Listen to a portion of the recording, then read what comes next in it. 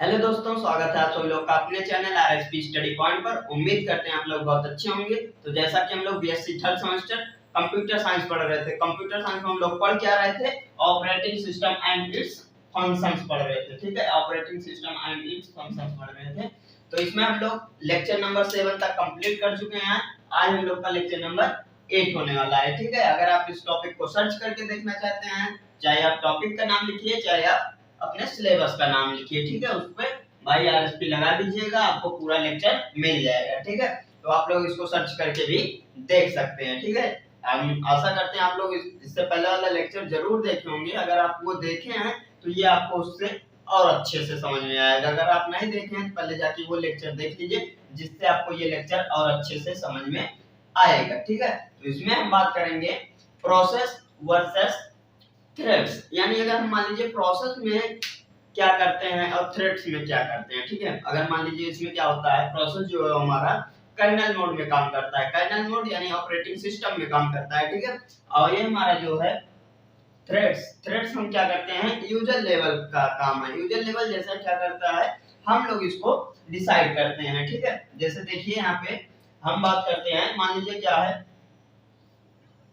एक प्रोसेस कर देते हैं। ठीक है, ये हमारा क्या है, एक प्रोसेस है। ये हमारा प्रोसेस है। इसमें सबसे ऊपर मान लीजिए कोई भी है, इसका रजिस्टर होगा, कुछ भी है। ठीक है, पहले क्या कर देते हैं, रजिस्टर कर देते हैं। ये रजिस्टर हो गया। ठीक है, यहाँ पे इसका क्या होगा, डाटा कर देते हैं। ठीक है, ये इसका डाटा हो गया। यहाँ पे क्या होगा, फाइल होगा, और क्या हो सकता है, कोड हो सकता है।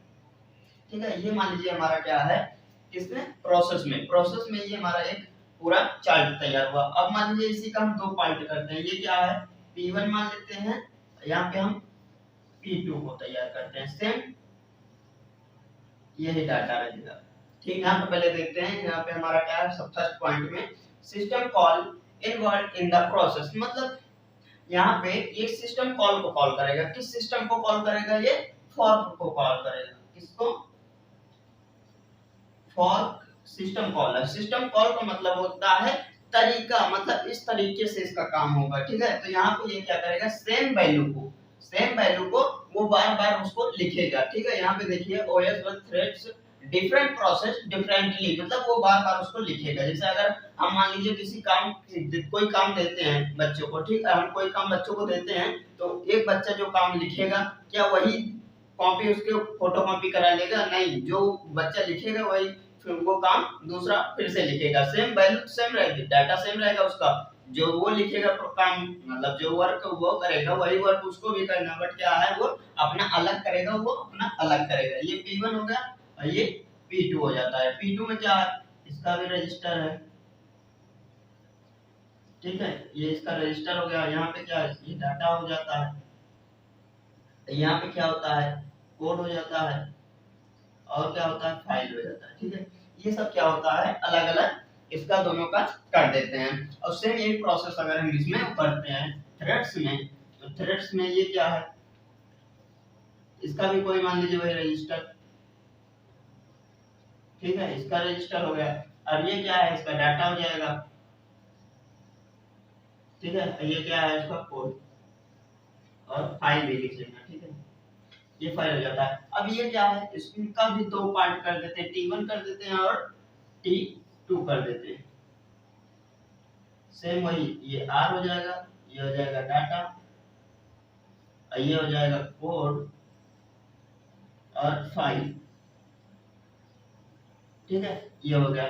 अब देखिए यहाँ पे, देखिए पहले यहाँ सेकंड में देखिए, डिफरेंटली अगर कोई भी काम देते हैं किसी को, तो वो क्या करेगा, चार बच्चे हैं, चारों अलग अलग लिखेंगे। ठीक है, ये करेंगे। और इसमें क्या होता है, इसमें क्या होता है, जो लेवल है, जो उसका यूजर लेवल है, वो क्या करेंगे, सेम टास्क को क्या करेंगे, सिंगल सिंगल करेंगे। ठीक है, ये होता है। और इसमें क्या है, थर्ड में देखिए अब क्या, different process having different copy of data and files. मान लीजिए कोई भी फाइल या डाटा हमको देते हैं आप लोग को लिखने के लिए या कुछ करने के लिए, एग्जीक्यूट करने के लिए। यहाँ पे क्या प्रोसेस एग्जीक्यूट करने के लिए सीपीयू को देते हैं, तो यह क्या करता है, उसमें दो में बांट देता है। ठीक है, दो में बांटता है, तो ये क्या करेगा, सेम डाटा रखेगा, सेम डाटा रखेगा, बट इसका क्या है, ये रजिस्टर जो है इसका अलग होगा। ये क्या होगा, इसका P2 का रजिस्टर होगा, इसका P1 का रजिस्टर होगा। बाकी जो डाटा है हमारा, कोड है, फाइल है, ये क्या रहेगा, सेम रहेगा, ठीक है। और इसमें क्या है, T1 है, T1 का रजिस्टर क्या है, इसका रजिस्टर अलग, T2 का रजिस्टर अलग होगा।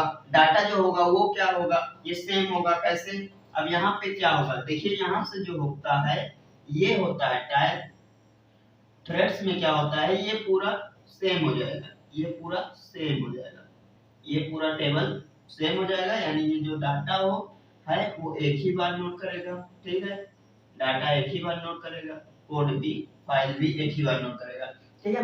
अब यहाँ पे क्या होता है, ये R2 है, यानी रजिस्टर इसका अलग है, रजिस्टर अलग है, बाकी डाटा कॉपी सेम है। क्योंकि यहाँ पे देखिए थ्रेड्स में share copy, share same copy of code and data, ये क्या करता है, कॉपी को और कोड को क्या करता है, शेयर करता है, सेम कोड को, सेम कॉपी को शेयर करता है। यहाँ पे क्या है, ये डिफरेंटली अलग अलग क्या करता है, लिखता है।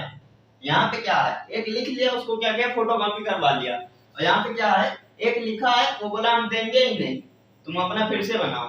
तो यहाँ पे क्या होता है, अलग अलग ये बनाता है, प्रोसेस आगे चलता है, ठीक है। अब ये देखते हैं, ये थर्ड पॉइंट, जो फोर्थ पॉइंट है, ये इंपॉर्टेंट है। यहाँ पे क्या है, कंटेंट स्विचली इज स्लोली है, यहाँ पे स्विचली इज फास्ट है। अब कैसे, आप सोचेंगे ऐसा कैसे हो सकता है, प्रोसेसर काइनेटिक मोड में ये फास्ट होना चाहिए, ये स्लो होना चाहिए, यूजर मोड स्लो काम करता है।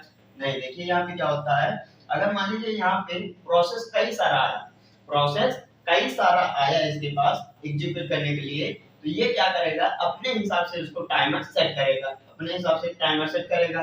तो इसका टाइमर क्या करेगा, जो आया पहले उसको करेगा, फिर उसके नेक्स्ट एक इसका करेगा, ठीक है। मान लीजिए क्या करता है, टाइम क्वांटम कर देता है, टाइम क्वांटम करता है, मान लीजिए कुछ 2 सेकंड करता है, कुछ भी करता है, तो 2 सेकंड इसको चलाएगा, फिर इसको चलाएगा, 2 इसको चलाएगा, फिर इसको चलाएगा, फिर इसको ऐसे ही अपना पूरा काम कंप्लीट करेगा, ठीक है। और इसमें क्या होता है, सिर्फ रजिस्टर बदला है ना, काम तो एक ही है, जो डाटा इसका एग्जीक्यूट होगा वही डाटा उसका भी एग्जीक्यूट हो जाएगा, जो इसका होगा वही इसका। तो यहाँ पे ये क्या होता है, फास्ट हो जाएगा, ये स्लो हो जाएगा, क्योंकि ये टाइम क्वांटम फिक्स कर लेता है, इतनी सेकंड इसको करना, इतनी देर इसको काम करना, उसके बाद बंद कर देना, फिर ब्लॉक करके दूसरा लेना, फिर जब उसका नंबर आएगा फिर से ऐसे करना। तो यहाँ पे ये स्लो हो जाता है और ये फास्ट हो जाता है, क्योंकि इसका डाटा जो है वो सेम है, दोनों एक बार में एग्जीक्यूट हो जाएगा।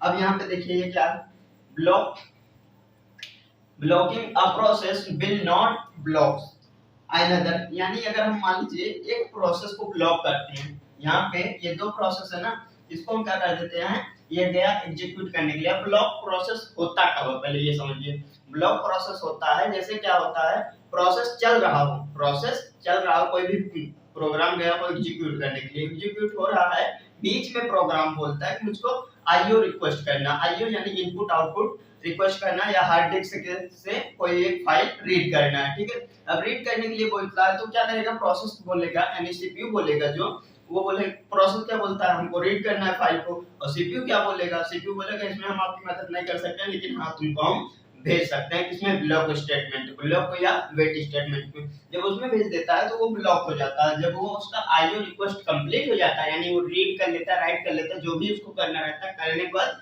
फिर से वो कहाँ आता है, रेडी स्टेट में आता है। हम बताए थे प्रोसेस में कैसे क्या होता है, ठीक है।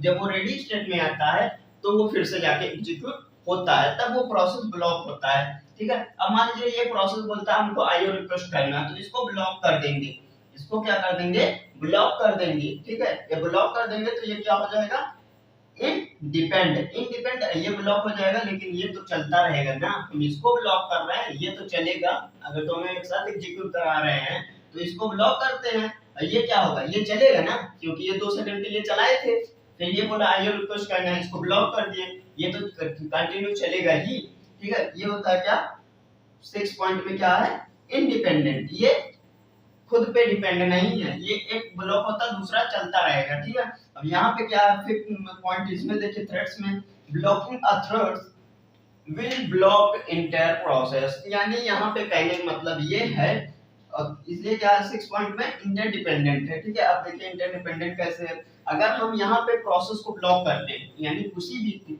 एक प्रोसेस को, एक थ्रेड्स को ब्लॉक करते हैं, T1 को ब्लॉक कर दिए, ठीक है, T1 को ब्लॉक कर दिए, यानी ये बोला हमको क्या करना है, आईओ रिक्वेस्ट करना है, इनपुट आउटपुट परफॉर्म करना या किसी भी फाइल को रीड करना है, ठीक है। तो हमने कहा चलो ठीक है, हमने नहीं कहा, सीपीयू ने बोला जाओ ब्लॉक स्टेटमेंट में भेज दिया, उसको वेट स्टेटमेंट में भेज दिया।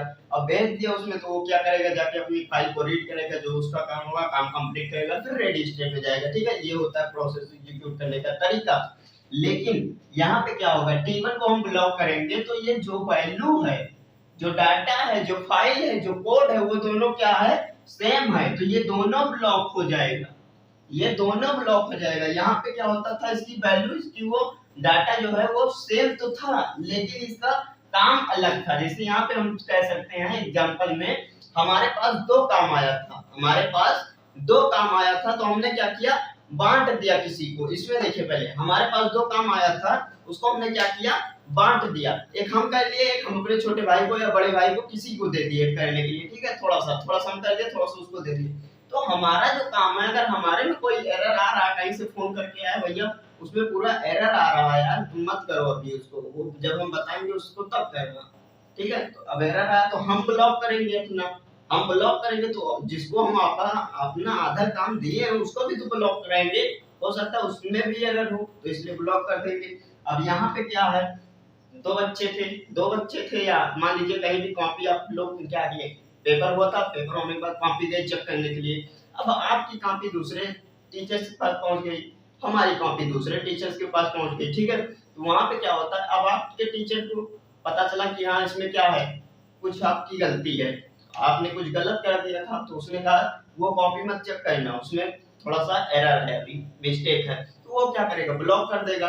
लेकिन हमारी कॉपी तो चेक होगी ना, तो हमारी कॉपी चेक हो जाएगी, यानी यहाँ पे ये प्रोसेस ब्लॉक होगा, दूसरा प्रोसेस कंटिन्यू चलता रहेगा। और यहाँ पे क्या होता है, एक ही काम को दो बार में बांटा गया, एक ही काम को दो बार में बांटा गया, यानी आधा आधा कर दिया गया। तो यहाँ पे क्या होगा, एक ब्लॉक होगा तो दूसरा भी ब्लॉक हो जाएगा। ये क्या है, इंटरडिपेंडेंट है। इंटर मतलब ये अपने आप पे डिपेंड है, ये ब्लॉक होगा दूसरा भी ब्लॉक होगा, ये आपस में डिपेंड है। और ये क्या है, आपस में डिपेंड नहीं है, ठीक है। तो ये होता है हमारा क्या, प्रोसेस स्टेट और थ्रेड्स, ठीक है। और थ्रेड्स हमारा क्या है, ये यूजर मोड लेवल का है, यूजर लेवल यानी हम बोल सकते हैं यूजर मोड में काम करता है। और ये क्या है, हमारा कर्नल लेवल है, ठीक है। तो ये भी होता है, आप समझ जाइएगा। अगर मान लीजिए कहीं से पूछ लेता है आपसे क्या थ्रेड्स किस लेवल में है, तो आप गलती से कहीं कर्नल लेवल ना लिख दें, इसलिए हम पहले यहाँ पे लिख दिए हैं ऊपर, आप देख सकते हैं थ्रेड्स जो है वो यूजर लेवल है, और जो हमारा प्रोसेस है वो कर्नल लेवल है, ठीक है। तो ये होता है मोस्टली डिफरेंस हमारा कर्नल लेवल और यूजर लेवल, यानी हम बोल सकते हैं प्रोसेस और थ्रेड्स में, ठीक है। तो इस लेक्चर को हम यहीं पे एंड करते हैं। आशा करते हैं आप लोग को ये लेक्चर अच्छे समझ में आया। अगर अच्छे समझ में आया वीडियो को लाइक करें और चैनल को ज्यादा से ज्यादा सब्सक्राइब करें। चलिए फिर मिलेंगे हम आपसे नेक्स्ट वीडियो में, तब तक के लिए ओके बाय।